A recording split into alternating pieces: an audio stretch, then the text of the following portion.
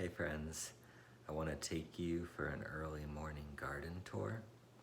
I got up around 5 or 4 or 5 this morning, and I'm so happy I did. I couldn't fall back asleep, and I went in the garden, and I was able to get so much done this morning, and it's so peaceful in the morning. Feels so good out there. So let me take you along. There's little Barry out there, patrolling, saying hi to anyone who comes by, protecting the yard. These are new flowers that I planted with my mom. Very grateful to her. They are very beautiful. These are the type, they're a perennial plant, come back every year. I'm not sure if it's a native. So I have this walnut tree right here. It's a black walnut. Tons and tons of walnuts have been falling from this tree. It's chipmunk galore. And they store them all in my garage in the winter. So there's like hundreds and hundreds of nuts.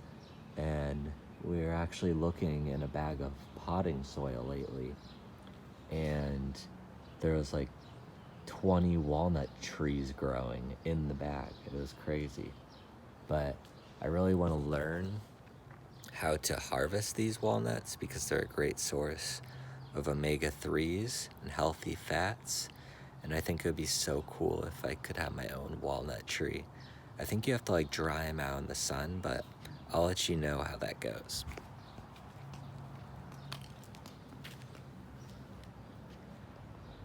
I put straw, easy straw, around all these plants. It helps keep the moisture in.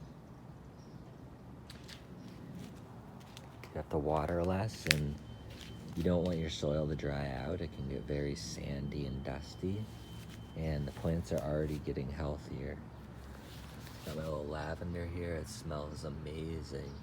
So amazing. And I can bring this pot inside during the winter, and it can be a perennial. Here's the tomatoes. Here's my little rocks that I found when I was working in the garden. And as you can see, let's find them. There's lots of tomatoes growing already. And it's just amazing because I just planted it.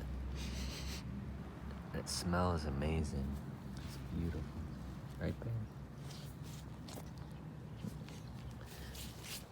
Here we got carrots. I planted a lot more carrot seeds. They should be coming up soon.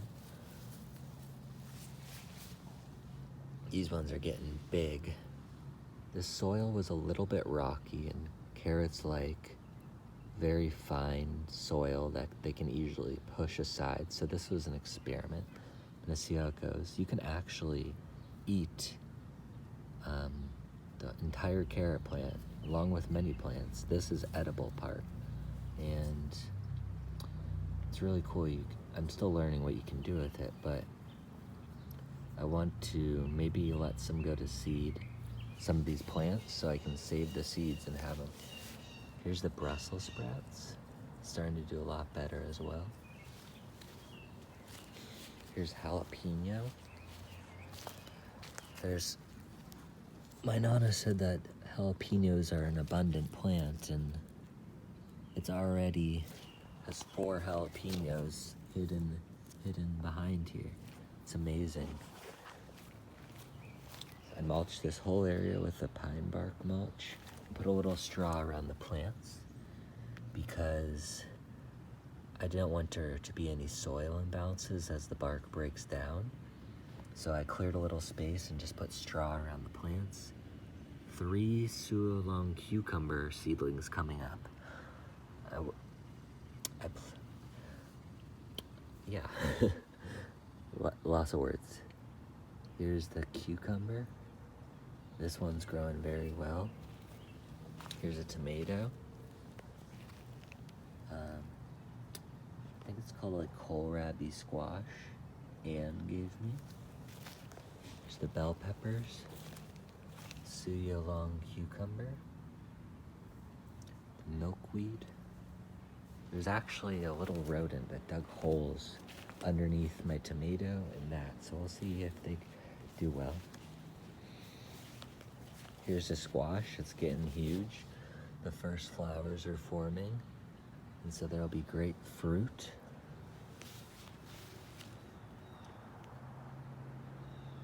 There's my little turtle over here. My neighbor gave me.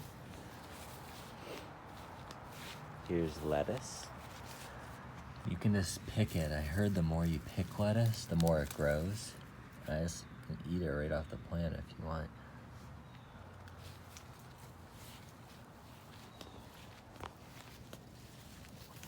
Here's Brussels sprouts, another one. Marigolds.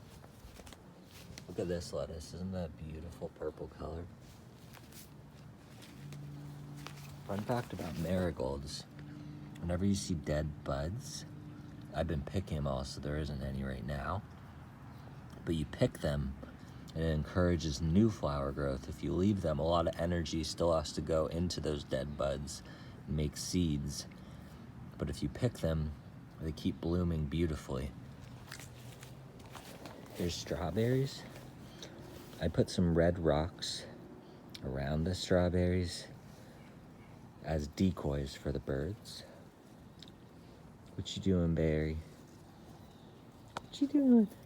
You smell something?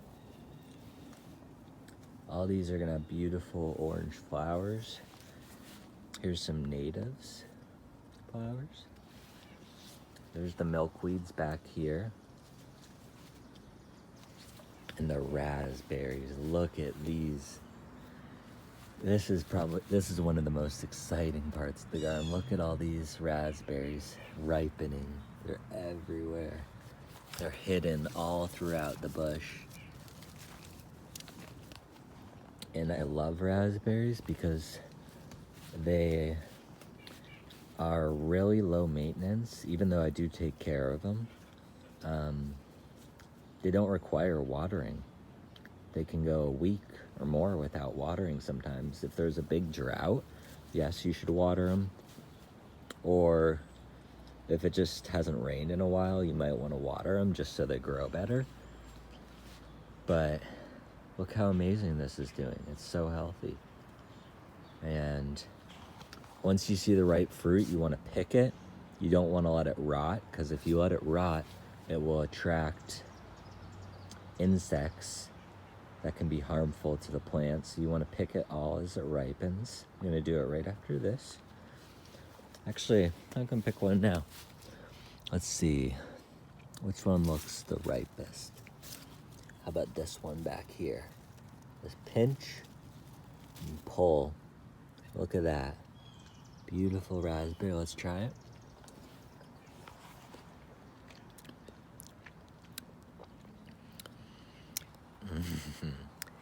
It's sour, a little sweet.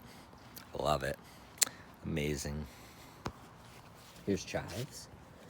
They have a scent that some pests actually don't like. I heard it was good to put it next to the raspberries. Here's peas, snap peas. And while they are a cool weather crop, they're nitrogen fixers. So they convert nitrogen into the soil so that other plants can use it. So I was thinking about putting my bell peppers out here, which need a lot of nitrogen. As you can see, all these flowers, we'll see if they form pods. There's actually the first one forming here, sugar snap peas. So that's a really good sign. They might not be as sweet as in the cooler weather, but it's pretty amazing how big these have gotten, and they're just climbing the fence. They're natural climbers. So I'd like to put more climbing things back here in the future, because just use this free fence I got. Here's more marigolds. I've actually been using some of the marigolds and just like laying them around plants, because chipmunks hate the smell of marigolds. I heard marigolds were a great garden companion plant, and it really protects your plants.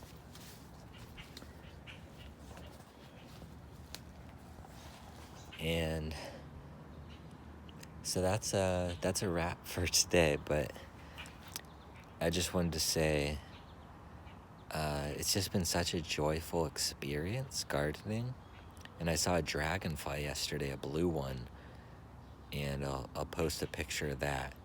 And the dragonfly symbolizes change, transformation, self-realization, and the deeper meaning of life. And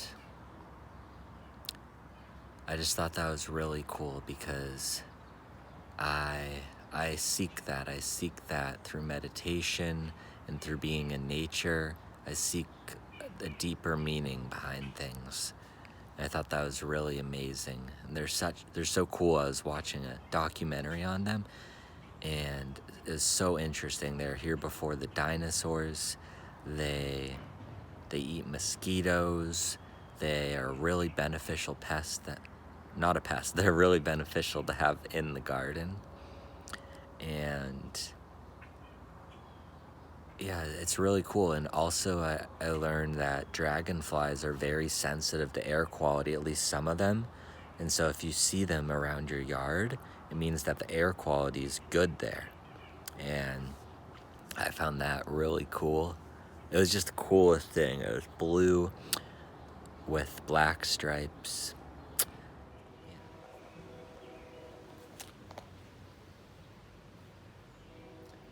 Here's a blue dragonfly. It's so beautiful.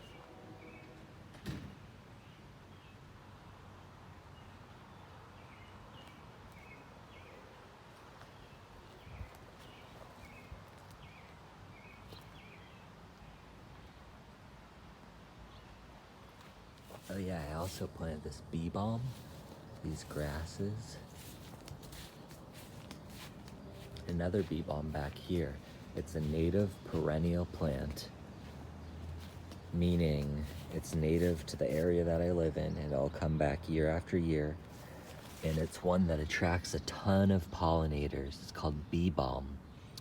And it'll have beautiful flowers and attract tons of pollinators to the garden. Thank you to my neighbor Judy, who is an amazing gardener. She grows tons of native plants, lots of flowers, so I appreciate that. Thank you guys for coming along. I hope you got something out of this, and I'll see you next time.